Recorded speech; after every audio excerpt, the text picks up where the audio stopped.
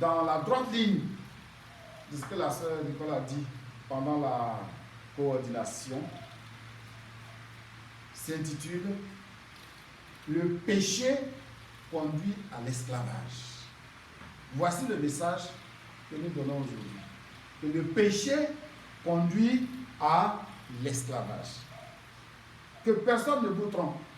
Dans certains cas, les gens sont partis dans des églises et puis on leur a menti, on leur a vendu le mensonge en disant que tel que tu vois, tu vis en concubinage, Dieu va te bénir.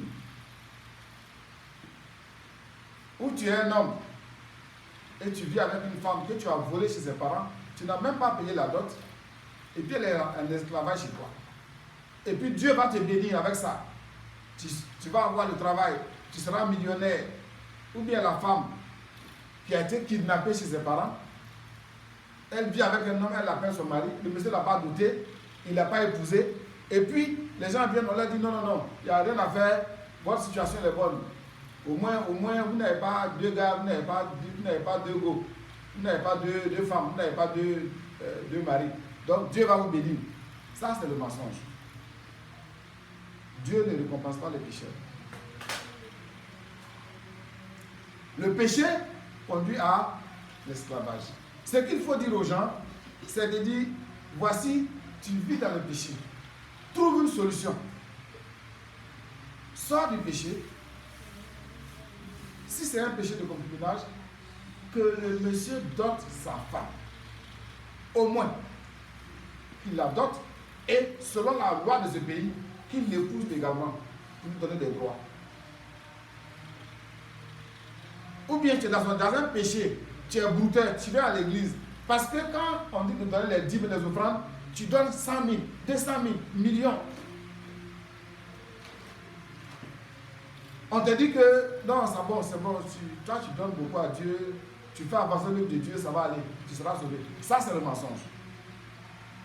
Parce que celui qui fait ça, il s'en va en enfer, même s'il a construit toute l'église, même s'il bâtit à lui seul le temple, il s'en va en enfer. Parce que c'est un pécheur.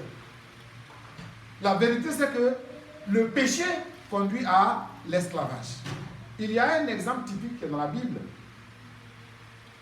Nous allons lire ça, et puis nous allons commenter, nous allons comprendre ensemble dans Juges au chapitre 6, les versets 1 à 6.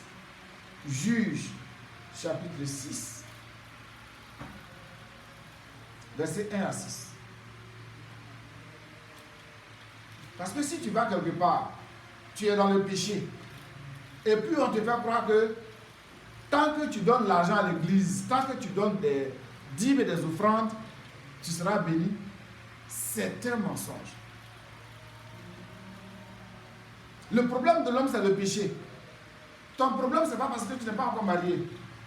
Ton problème, ce n'est pas parce que tu es allé à l'école et puis tu as été renvoyé, tu n'es pas allé loin. Non. Ton problème n'est pas parce que tu es malade. Ton problème n'est pas parce que tu es au chômage, malgré tes diplômes. Ton vrai problème, c'est que tu vis dans le péché. C'est le péché qui t'a conduit à l'esclavage. C'est le péché qui fait que tu es malade. C'est le péché qui fait que, malgré tes talents, ta compétence, tu es dans le chômage. C'est le péché qui fait que, bien que tu travailles, tu n'as rien. C'est le péché qui fait que tu es dans le foyer et tu n'as pas d'enfant.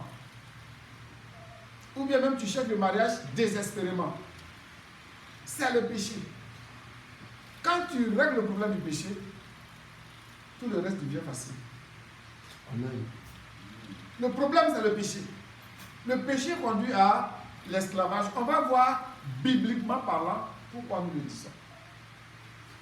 Parce que les choses qui sont dans la Bible, notamment dans l'Ancien Testament, ce sont des choses qui ont été écrites pour notre instruction, pour nous donner un enseignement, pour qu'on sache comment les choses se passent.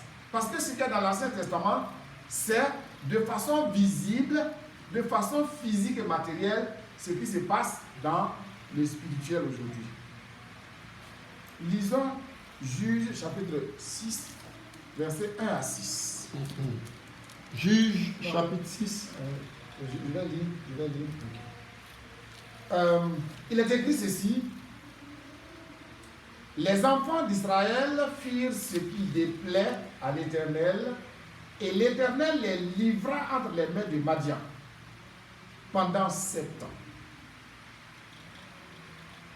La main de Madian fut puissante contre Israël.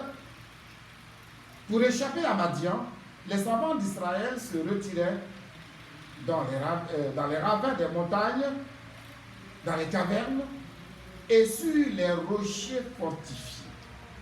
Quand Israël avait semé, Madian montait avec Amalek et les fils de l'Orient, et ils marchaient contre lui.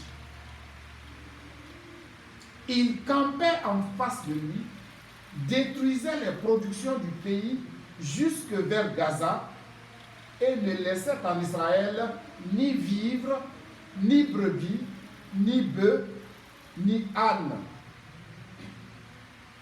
Car ils montaient avec leurs troupeaux et leurs tentes. Ils arrivaient comme une multitude de sauterelles. Ils étaient innombrables, eux et leurs chameaux. Et ils venaient dans le pays pour le ravager. Israël fut très malheureux à cause de Madian, et les enfants d'Israël prièrent à l'Éternel.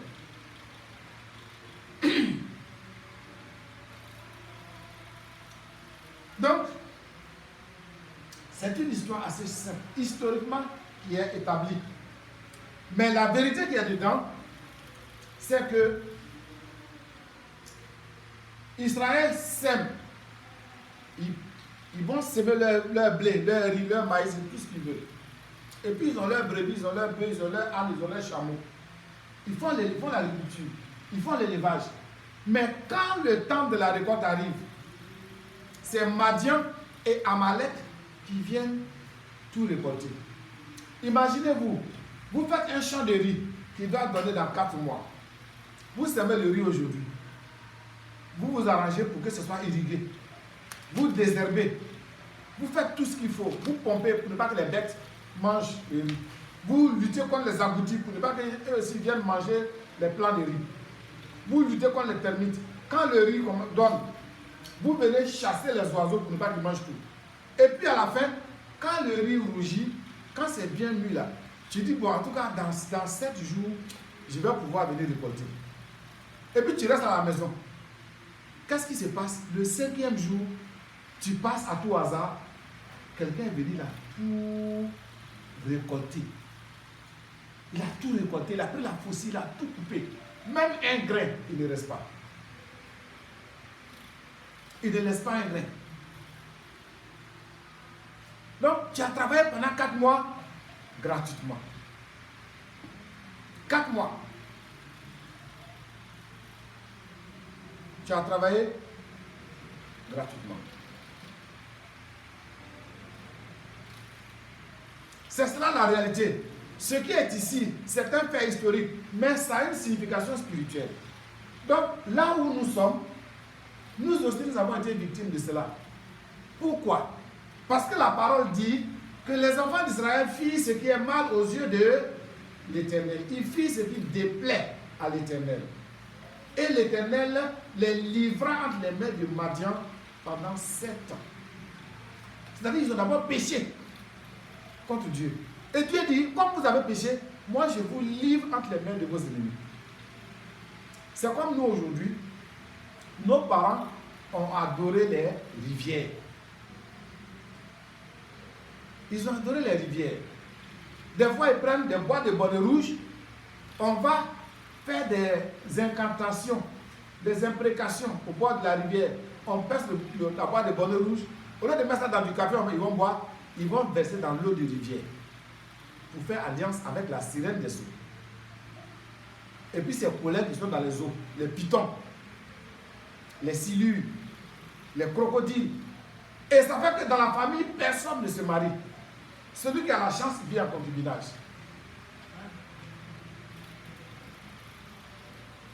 Les gens sont allés adorer les eaux.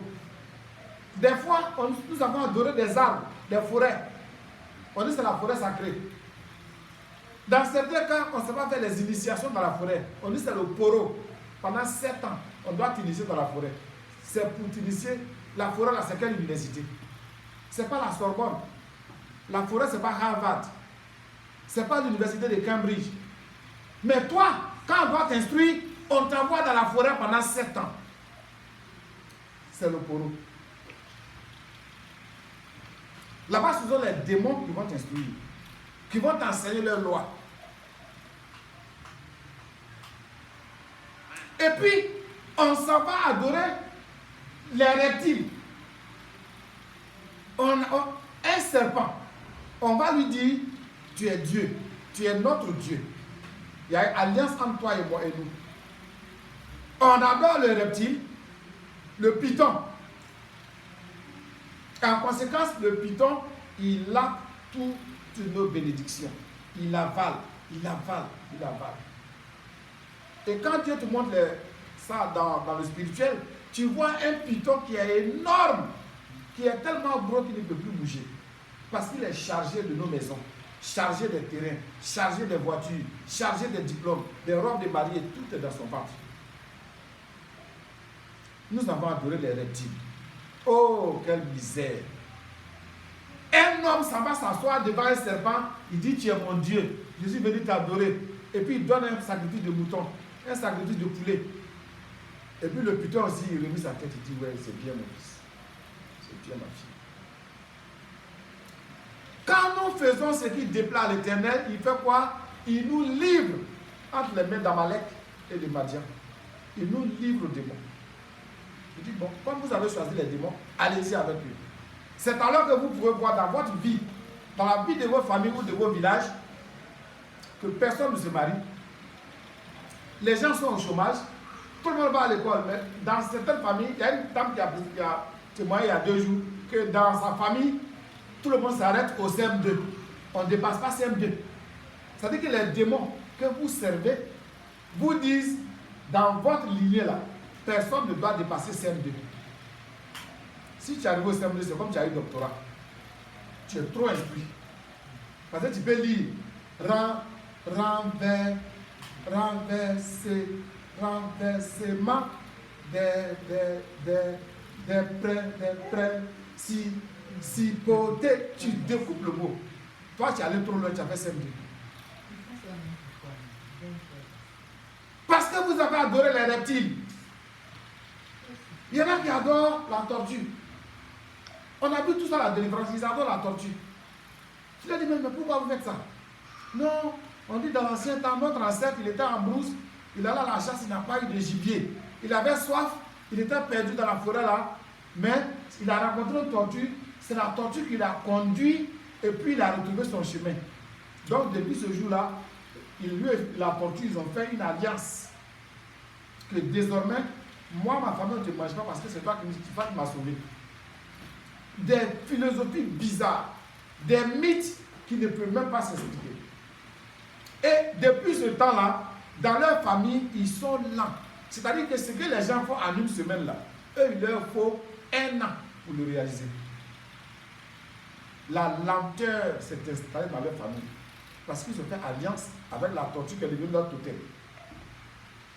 Il y en a qui ont fait alliance avec l'escargot. On dit non, dans leur famille, on ne mange pas escargot noir. Quand tu vas jusqu'au fond, non, c'est notre grand-père. Lui, une fois il était au champ, il a eu tel problème, et puis c'est l'escargot qui l'a sauvé. Donc depuis ce jour-là, l'escargot est devenu notre totem. En réalité, il veut dire qu'ils ont fait alliance avec l'escargot.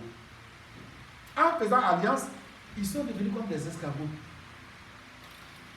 Il dit, bon, quand ils voient l'école là, ils peuvent faire 15 ans, ils sont encore sur ils n'ont pas encore avancé. Nous avons fait ce qui déplaît à l'Éternel. En conséquence, nous avons été livrés. L'homme n'a pas été créé pour être toujours pauvre. La pauvreté qui nous suit, la grande misère, quand une famille est entièrement pauvre, il n'y a absolument personne qui a réussi. Si tu vas au fond, tu vas voir que les gens ont adoré les démons. Ils ont adoré les reptiles. Ils ont adoré les eaux. Ils ont adoré les forêts. Il y en a qui ont adoré des pierres. En adorant des pierres, leur vie est devenue difficile comme caillou. Il y en a qui adorent les montagnes. Leur vie devient dure. Partout où ils s'en vont, il y a des obstacles. Devant eux, il y a des obstacles. Nous avons vu comme ça la délivrance dans un village vers l'ouest. Au commencement, quand ils avaient peur des Blancs, pendant la colonisation, en fondant leur village, ils ont consulté les démons. Et les démons de la région leur ont dit, ce que vous allez faire, vous devez sacrifier une jeune fille vierge. Vous nous donnez ça, nous on mange ça d'abord, et puis après on vous protège. Comme ça les Blancs ne vont pas vous avoir en esclavage. Et ils ont pris une jeune fille vierge. Ils ont creusé un trou, ils l'ont enterrée vivante. Et là où ils l'ont enterrée, pour se souvenir de la place, pour que ça soit historiquement marqué, ils ont planté maintenant un fromager au-dessus de là où elle a été enterrée. Jusqu'aujourd'hui, le village a déposé des cailloux près de ce fromager-là. Ils font le tour, quand ils font des sacrifices, c'est là qu'ils savent faire les fêtes. Mais le village est maudit jusqu'à demain matin. Le jeune homme me disait que dans le village, le plus grand cadre, quand on dit qu'il y a des choses importantes au village là, le plus grand cadre, c'est un professeur à la retraite. Un retraité. C'est là que ça va faire les réunions. Tout le monde est dans la misère. Tout le monde. Parce qu'ils ont fait sacrifice humain pour apaiser un démon. Il y a un village vers Odjéné, dont je vais taire le nom. Là-bas, le plus grand cadre, c'est un instituteur niveau BBC, qui est à la retraite. Un instituteur BBC. C'est le plus grand cadre. Parce qu'ils adorent, ils ont vendu leur village à un démon, qui dit que lui, il est devenu trop vieux, qu'il n'arrive plus à marcher, il veut qu'on lui donne un âne. Comme ça, il va faire le tour du village pour inspecter les lieux. Mais il dit, comme je suis trop vieux, donnez-moi un âne. Celui qui va me faire don d'un âne pour que je monte dessus, pour inspecter le village, je vais le bénir avec un enfant qui va laver sa main dans le sang. C'est-à-dire, il va lui donner un enfant qui sera assassin, meurtrier, tueur. C'est cette seule bénédiction-là qui a fait qu'il n'a pas encore donné l'âme. Parce que personne n'a vu que son fils devienne tueur. Quelqu'un qui va laver sa main dans le sang humain. Voici la condition, notre condition. Ça, c'est notre condition. Quand nous sommes allés après les idoles, les démons, quand on s'est confié à eux, quand on leur a demandé de nous bénir, c'est ce qu'ils nous ont donné, ces démons. C'est ce qu'ils nous ont demandé. C'était le contrat. C'est sur ça que nous avons signé un pacte. Pour dire oui, nous sommes d'accord. Nous, on va abandonner Dieu. On va vous suivre. Votre loi, vous les démons là, on va suivre votre loi. Quand vous allez dans le village, il y a des lois bizarres. Des fois, on vous dit on ne pile pas la nuit. Ou bien on ne va pas au champ le mercredi. Ou bien dans ce village-là, on ne va pas traverser le village avec le régime des grains de palme sur la tête. Il faut enlever chaque grain avant d'entrer dans le village. Ce n'est pas dans la Bible. Ce n'est pas la loi de Dieu, c'est la loi des démons. Toute la tradition, c'est la loi des démons. On dit c'est la tradition. La tradition dit qu'on fait comme ça. La tradition vient d'où? Elle vient des pactes que nous avons signés avec les démons. Les démons disent bon, on fait ça. On ne fait pas ça. On dit non, on ne se lave pas la nuit tard, dehors. Ou bien la nuit, on ne doit pas siffler dans le village. Mais là, c'est les démons qui le disent. Et quand tu désobéis, il t'arrive malheur. Parce que le démon, lui, il n'attend pas longtemps. Comme les gens disent encore, il ne tue pas dans mauvais rêve. Quand tu fais, tu frappes. Là, comme ça, tout le village est dans la crainte. C'est pas comme aujourd'hui, les gens n'ont pas peur de Dieu. La crainte de Dieu a disparu. Mais la crainte du diable est toujours là. Heureusement, on n'a pas encore perdu la crainte du diable. Parce que quand tu fais ce que le diable a interdit là, il te frappe. Et puis tout le monde dit que c'est parce qu'il a violé l'interdit au village.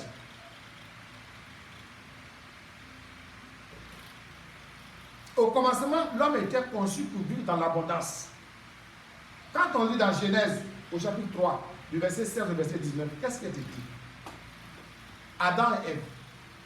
Ils étaient dans le jardin d'Éden, ils avaient tout. tout à leur disposition. Rien ne leur manquait. Mais qu'est-ce qui s'est passé? Quand ils ont désobéi à Dieu, ce qui est arrivé, c'est que Dieu a maudit. Dieu a prononcé une parole. Genèse 3, verset 16 à 19. Il a dit, c'est Dieu qui parle, hein, il dit à la femme, j'augmenterai la souffrance de tes grossesses, tu enfanteras avec douleur, et tes désirs se porteront vers ton mari, mais il dominera sur toi. Ça, c'est la malédiction qu'a subi Ève. La souffrance de l'accouchement, la souffrance de la grossesse. Il dit à l'homme, puisque tu as écouté la voix de la femme, donc de ta femme, et que tu as mangé de l'arbre au sujet duquel je t'avais donné cet ordre, tu n'en mangeras point, le sol sera maudit à cause de toi. Donc pour Adam, le sol a été maudit. Et c'est à la force, non, c'est à force de peine que tu en tireras ta nourriture tous les jours de ta vie.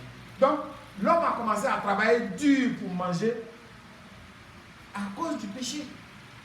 Parce que le péché, c'est la désobéissance à la parole de Dieu. Au verset 18, il te produira des épines et des ronces, et tu mangeras de l'herbe des champs. Au verset 19, c'est à la sueur de ton visage que tu mangeras du pain. L'homme a commencé à souffrir comme ça pour manger à cause du péché. C'est à la sueur de ton visage que tu mangeras du pain, jusqu'à ce que tu retournes dans la terre d'où tu as été pris, car tu es poussière et tu retourneras dans la poussière. Donc quand tu vois quelqu'un qui souffre même pour manger, quand dans une famille, on commence à rationner le repas, de sorte que si on mange 2 fois par jour, on ne pourra pas tenir 15 jours dans le mois. On commence à faire la mort subite. On mange 1 fois par jour, vers les 17 heures. Si tu es en train de promener à 17 heures, c'est un coup chaos. Tu viens, il n'y a plus rien. Il y a beaucoup de familles qui vivent comme ça. 1 fois par jour. Quand ça devient comme ça, vous avez déjà raté la chose. Vous êtes dans l'idolâtrie. C'est le péché qui fait que vous mangez difficilement. Parce qu'au commencement, Adam était dans le jardin, ils avaient tout. Tous les animaux de la bouche leur appartenaient. Les moutons, les bœufs, les pintades, les poulets, les agoutis, les antilopes, les gazelles, tout leur appartenait. Ils avaient l'embarras du choix. Sans compter les fruits. Ils n'avaient même pas besoin de travailler pour manger. Mais d'où vient qu'aujourd'hui on souffre? La crise alimentaire mondiale, la crise alimentaire, c'est le péché. C'est le péché. Nous avons fait ce qui déplaît à l'Éternel. Juge 6, verset 1. Nous avons fait ce qui déplaît à l'Éternel.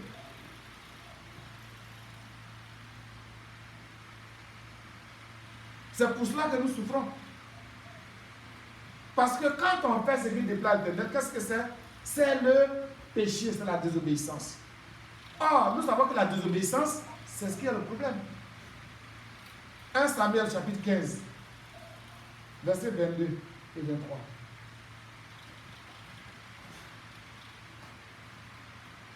Un Samuel. Au chapitre 15.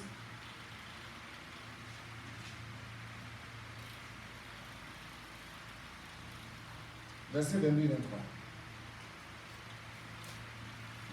J'avais trouvé la référence, mais là j'ai laissé passer. 1 Samuel 15, verset 22 et 23. Le titre ici.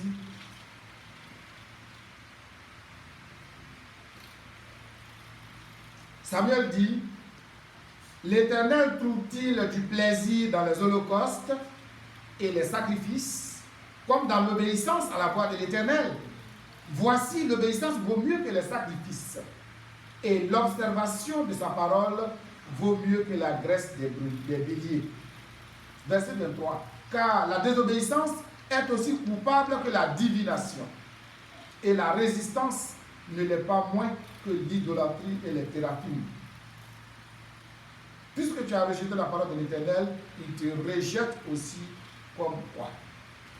Quand on dit que la désobéissance est aussi grave, est aussi coupable que la divination ou l'idolâtrie, ça veut dire que quand tu désobéis à la parole de Dieu, même à un seul commandement, déjà, tu deviens comme celui qui prend son poulet ou son cabri et puis qui s'en va se prosterner face contre terre devant un serpent. Et il dit au serpent, je suis venu t'adorer.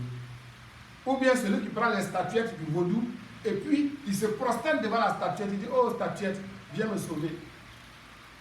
La désobéissance, c'est l'idolâtrie. Et c'est pour ça que nous sommes en prison.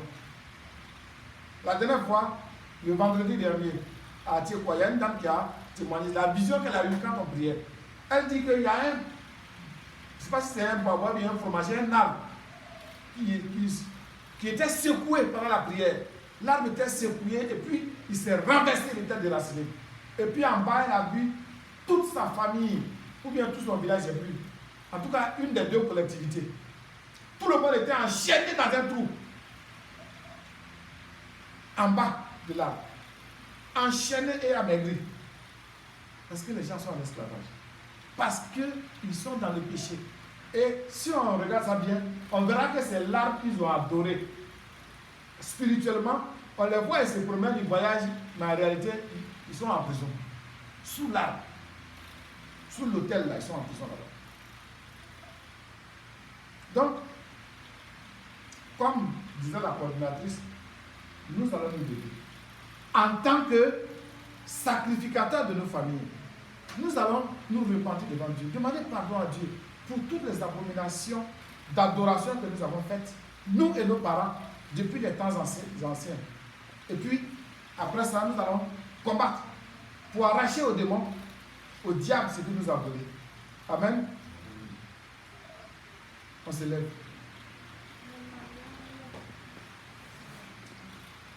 On ne sera pas long. On va dire, chacun se met dans sa tête qu'il est le sacrificateur de sa famille. Donc tu dois intercéder pour tes parents et toi-même.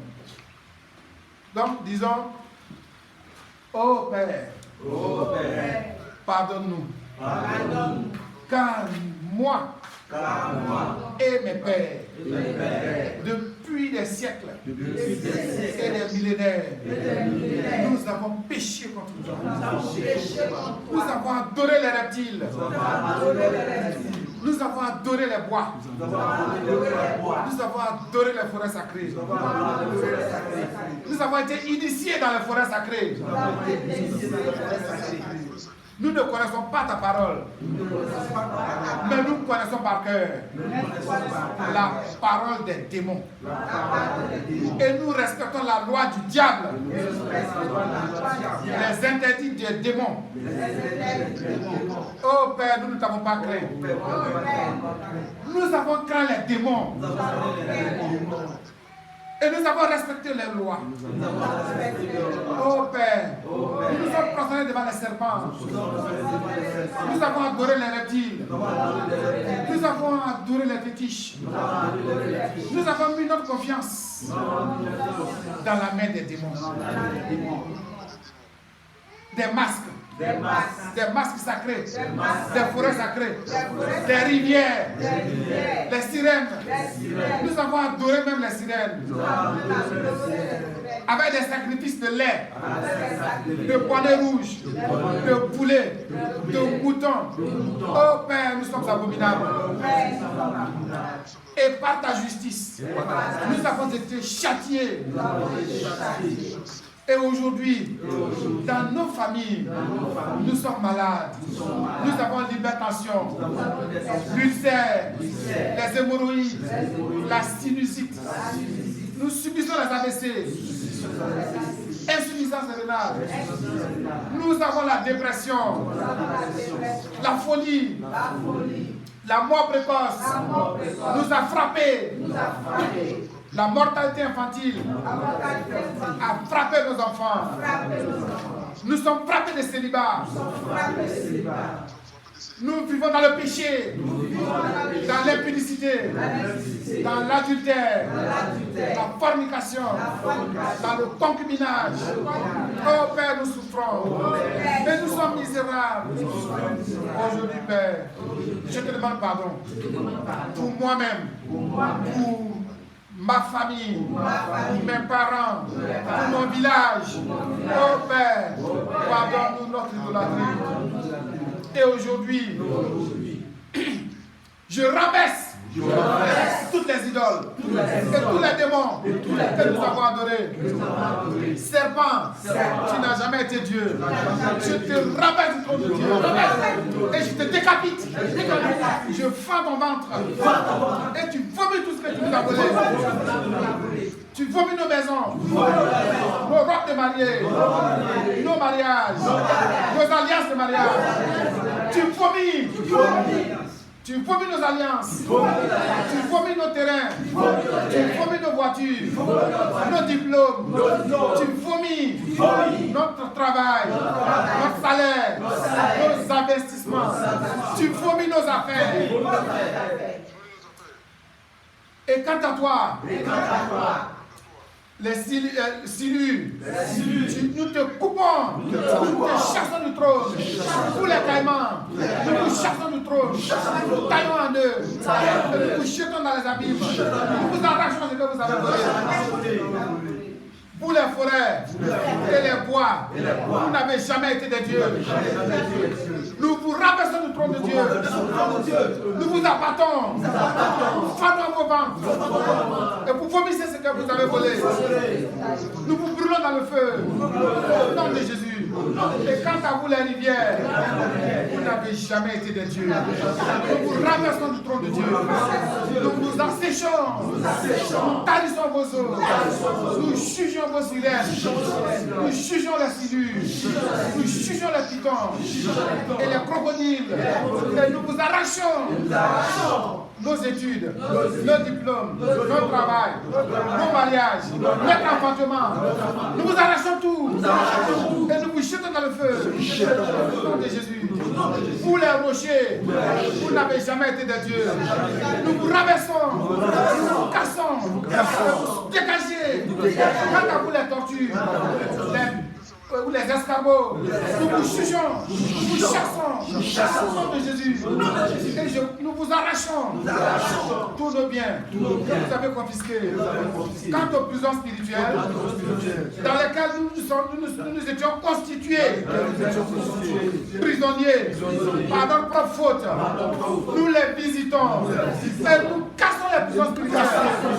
Nous cassons les prisons, nous cassons les jougs, nous cassons les chaînes, cassons les cadenas, et nous sortons des prisons spirituelles avec nos biens et nos bénédictions. Au nom de Jésus, nous cassons les prisons spirituelles, les prisons qui étaient dans les eaux, nous les démolissons, les prisons qui étaient dans les forêts, nous les démolissons, les prisons qui étaient sous les eaux, nous les taillons en pièces, les prisons spirituelles qui étaient sous les arbres, nous les cassons, nous les cassons au nom de Jésus. Les prisons qui étaient dans les poubelles, sous les dépotoirs, nous les cassons. Tout ce qui était enchaîné, eh bien nous cassons les chaînes. Tout ce qui avait des joues sur le cou, nous cassons les joues, cassons les chaînes, cassons les cadenas. Nous libérons tous les prisonniers. Nous libérons tous les prisonniers. Et quant à nos biens qui avaient été volés par le diable et ses démons, eh bien nous les récupérons. Nous allons même au premier ciel.